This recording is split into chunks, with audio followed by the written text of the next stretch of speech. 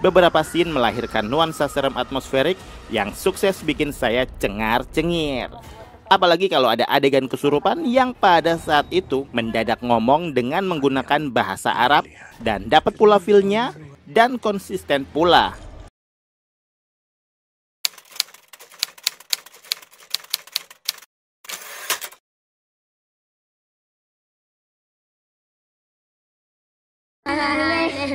Dasar Maryam teman saya. Salam sinema, sahabat sinemalogi. Maryam, Janji dan Jiwa yang Terikat adalah film horor yang disutradarai Azhar Kinoy Lubis.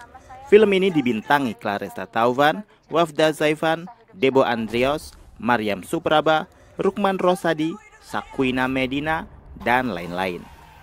Maryam yang diperankan Clarissa Taufan hidup dengan teror yang tak pernah berhenti sejak lahir. Ia menerima surat misterius yang selalu muncul di hadapannya, tak peduli dibuang atau dibakar. Sosok tak kasat mata mengikatnya dengan janji kelam, mengikuti setiap langkah, membisikkan kata-kata yang hanya bisa ia dengar. Semakin ia mencoba lepas, semakin kuat belenggu itu menjerat hingga Maryam tak tahu lagi apakah ia hidup atau sekedar menjadi milik sosok tersebut selamanya. Kalian bisa membantu kami dengan klik tombol Super Thanks di bawah video. Kami akan sangat berterima kasih atas berapapun nominal saweran yang kami terima. Maryam adalah film horor yang berani mengawali adegan dengan visual hitam putih. Eksekusinya bagus dan berhasil menggambarkan masa lalu sang protagonis dengan begitu dramatis, brutal, dan membekas. Adegan ini menjadi pondasi untuk pengembangan cerita di babak berikutnya. Horor dan teror yang melibatkan anak-anak memang terkadang kalau dieksekusi dengan maksimal, hasilnya akan bikin kacau pikiran kita sebagai penonton. Apalagi di bagian eksorsisme yang sudah sangat menjelaskan sekali. Pelan-pelan kita sudah mulai dikenalkan dengan konsep horor pesisir, cerita mistis yang menggunakan latar daerah pesisir pantai sebagai pelengkap cerita. Gambaran pantai dan masyarakat pesisir yang berprofesi sebagai nelayan, pengrajin ikan, membuat nuansa film menjadi cukup berbeda dari horor biasanya. Belum lagi soal kondisi sosial keluarga Maryam yang ternyata jauh dari kelayakan. Bukan termasuk keluarga mapan, membuat saya sedari awal sebagai penonton terhipnotis untuk larut dalam empati yang menyesakkan.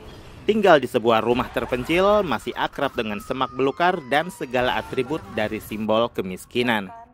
Kisah mistis yang sempat viral di podcast Lentera Malam berjudul Belenggu Jin Kafir 2 tahun yang lalu ini mengupas kisah hidup dari kelahiran sang Maryam hingga dewasa yang dipinang jin bucin dan posesif.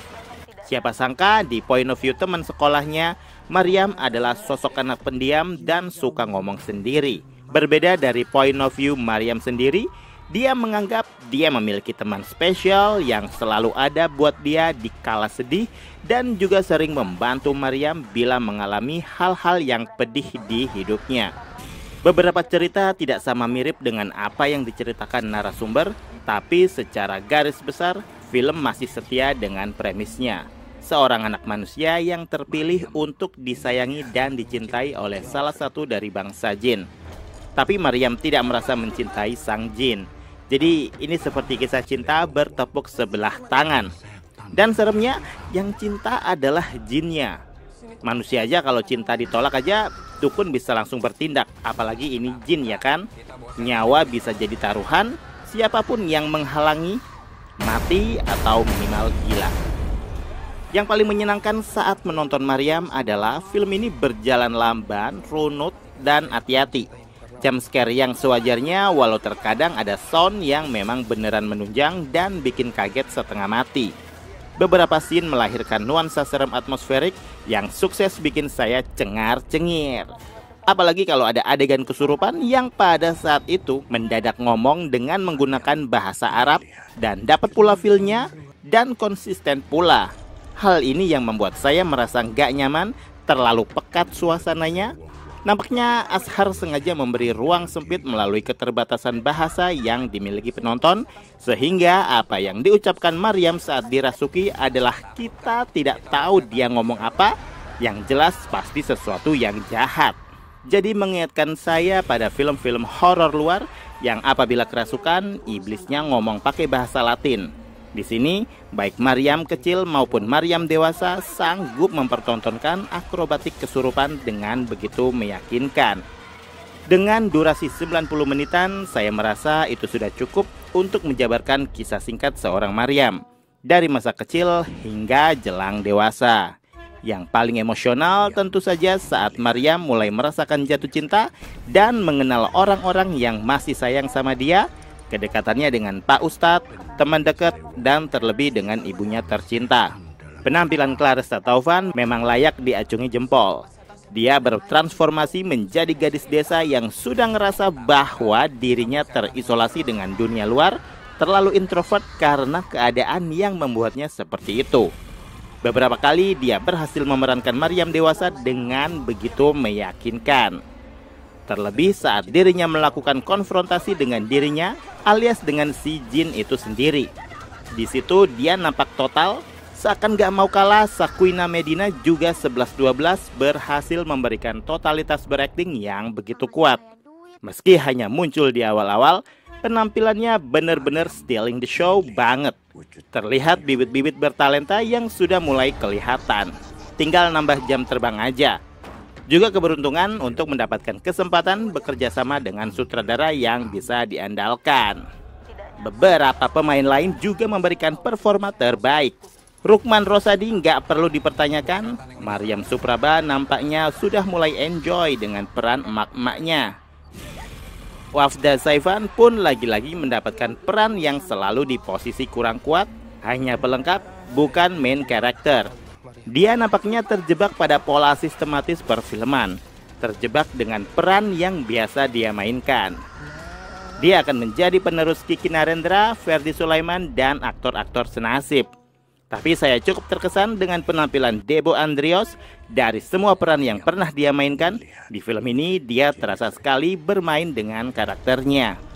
Pada akhirnya, Maryam adalah kejutan dari seorang Azhar Kinoy Lubis.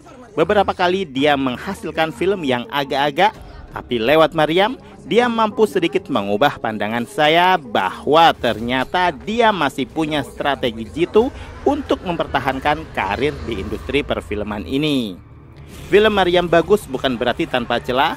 Film ini justru memiliki beberapa kekosongan dimensi, semacam penjelasan-penjelasan yang seharusnya penonton bisa tangkap apa maksud dari beberapa scene yang tergambar di film.